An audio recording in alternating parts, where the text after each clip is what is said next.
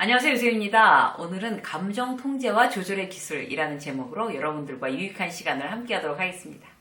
직장에서 보통 이제 좀, 직장 상사나 아니면 뭐 선배나 어떤 힘에 일단 우위에 있는 사람들이 보통, 다른 사람을 향해서 어떤 자기의 어떤 감정의 쓰레기통으로 사용하는 경우가 많습니다.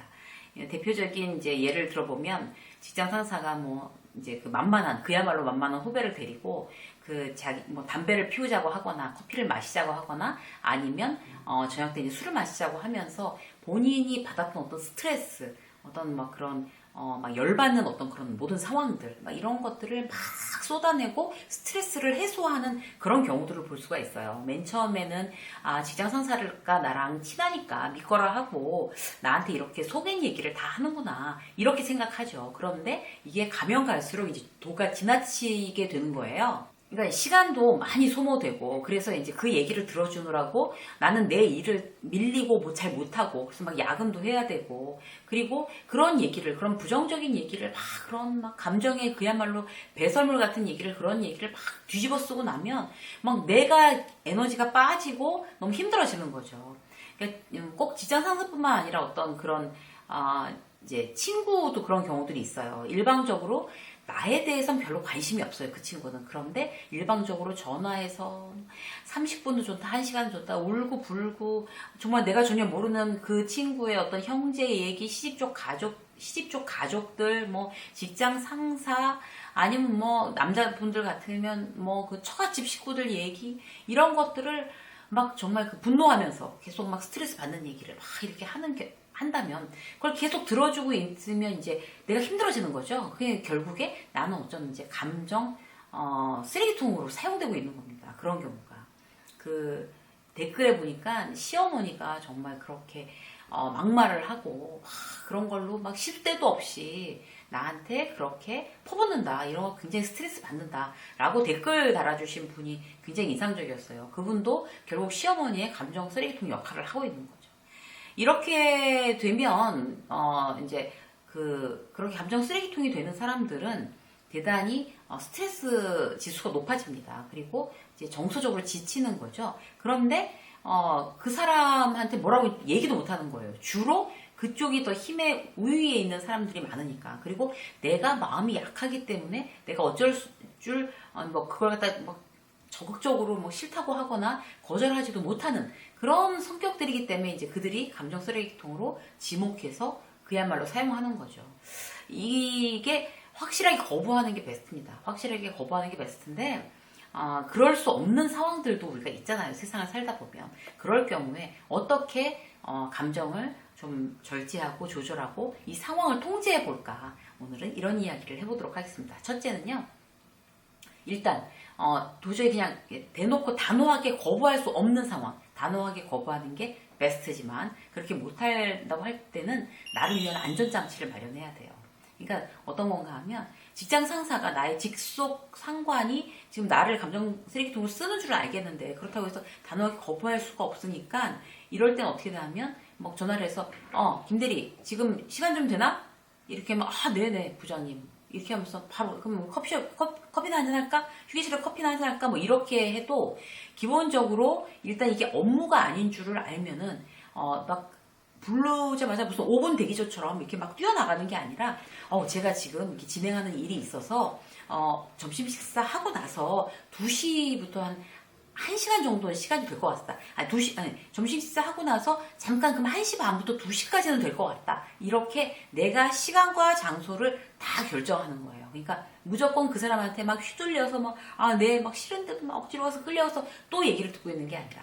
그래서, 누군가 요청이 있을 때 기다렸다는 듯이 즉각 응대하지 않는다라는 거를 이제 여러분들께서 첫 번째로 기억해 두셔야 되겠어요. 그리고 특정 시간, 장소를 내가 결정하는 거죠. 그러니까 그 사람이 일방적으로 나한테 얘기를 하더라도 어떤 그런 기회와 어떤 그런 상황은 내가 만든다. 내가 주도적으로 만든다. 이런 게 대단히 중요합니다.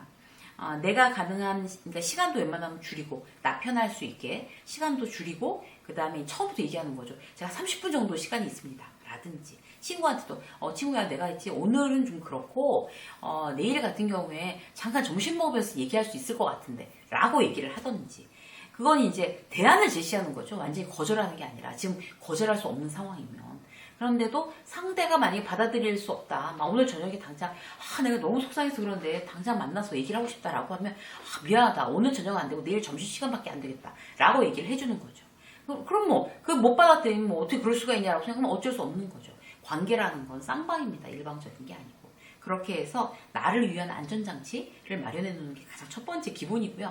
두 번째 뭔가 하면 거짓으로 계속 그렇게 호응하거나 그런 이제 감정을 표현하지 않는 거예요. 그러니까 그게 내가 이제 그 상대한테 계속 에너지를 뺏기는 그야말로 에너지 도둑이 내 에너지를 뺏어가게끔 그냥 무방비로 놔두지 말자는 얘기죠. 예를 들어서 이제 그런 부부싸움을 했다고 쳐요. 친구가. 아니면 직장 상사가 부부싸움을 해갖고 와서 또 그때 받았던 그 스트레스를 나한테 다 풀겠다고 나한테 막 수다를 떨면서 막 털어놓는 거예요.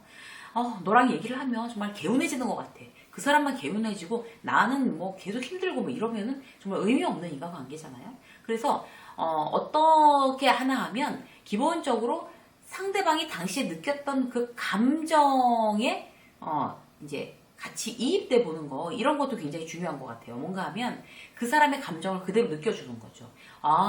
그러면 굉장히 무시한다는 그런 느낌이 당신 들었겠구나. 친구한테 친구야 너도 굉장히 배신감 느꼈겠다 그러면 이렇게 공감해 주는 거. 그러니까 상대가 느낀 감정에 집중해 주는 거. 이게 나의 에너지를 덜 뺏기는 방법이라고 합니다. 이런 정신과 의사 선생님들의 조언에 의하면 상대방이 굉장히 이제 일리가 있는 얘기인 것 같아요. 상대방이 근데 공감해주고 싶지 않은 미워서 공감해주고 싶지도 않은 대상일 때는 어떻게 하냐. 근데 이제 마무리에 이제 반드시 이제 그럴 경우에도 이렇게 해주라는 거죠.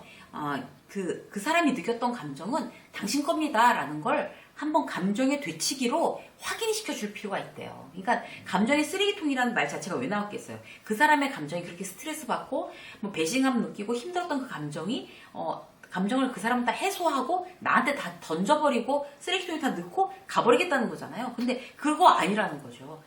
네 감정은 네 거야. 끝까지 당신 거야. 라는 걸 확인시켜주는 게 굉장히 중요하다고 조언을 해서 여기에 대해서 굉장히 공감했어요. 그러니까 어떤 건가면 진짜 화가 많이 나셨겠어요. 직장 상사가 이제 부부싸움 했다고 하면. 아니면 뭐 임원한테 엄청 깨지고 나한테 와갖고 막 화풀이하고 이러면. 정말 화 많이 나셨겠어요. 너무너무 당황하셨겠어요. 너무너무 창피하셨겠어요. 이런 거. 네 감정 지금 네 거다. 라는 걸 되치게 해주는 거죠.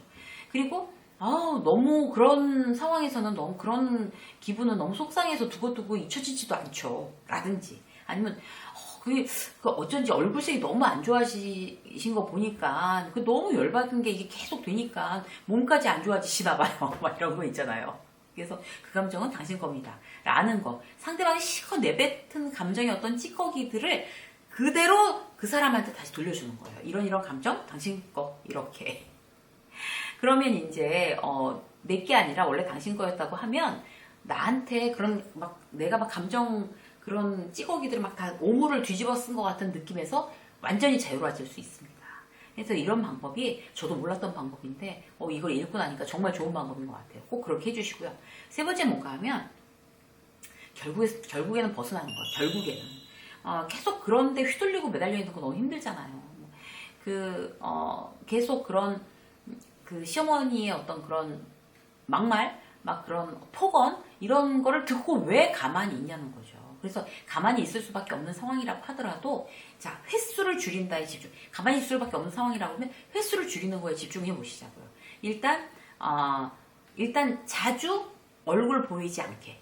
대면 횟수를 줄여서 나에게 요청해서 나하고 얘기를 하자라고 하는 거를 정말 일주일에 만약에 3번을 그런다. 그러면 그거를 2번으로 줄이는 거예요. 그리고 나중에는 또 1번으로 줄이는 거죠. 지금은 정말 너무 시간이 안 되겠다. 지금 제가 너무 사정이 있다. 라고 해서 그 시간을 줄이고 횟수를 줄여나가는 거. 아까도 말씀드렸잖아요. 이제 그렇게 나한테 얘기하는 건 좋은데 그 시간은 내가 정할 거야. 장소도 내가 정할 거야. 그런데 그 횟수를 줄일 거야. 이게 아주 중요한 거죠. 그래서 정서적인 거리감을 자꾸 만들어내는 거예요. 나는 마음으로부터 그 사람의 이미 정서적으로 일단 끊어낸 거예요. 지금 어쩔 수 없이 내 직장 상사니까 안 볼 수가 없으니까 나 이 회사 계속 다니고 싶고 저 사람이 나한테 큰 영향을 끼치는 거니까 같이 지내긴 하는데 정서적으로 일단 저 사람은 아웃. 나랑 결별했어. 라고 내가 마음속에 생각하고 그리고 정말 한 번씩 중간에 오늘은 제가 선약이 있어서 도저히 어렵습니다. 죄송합니다. 라고 해서 그 사람이 이것 봐라.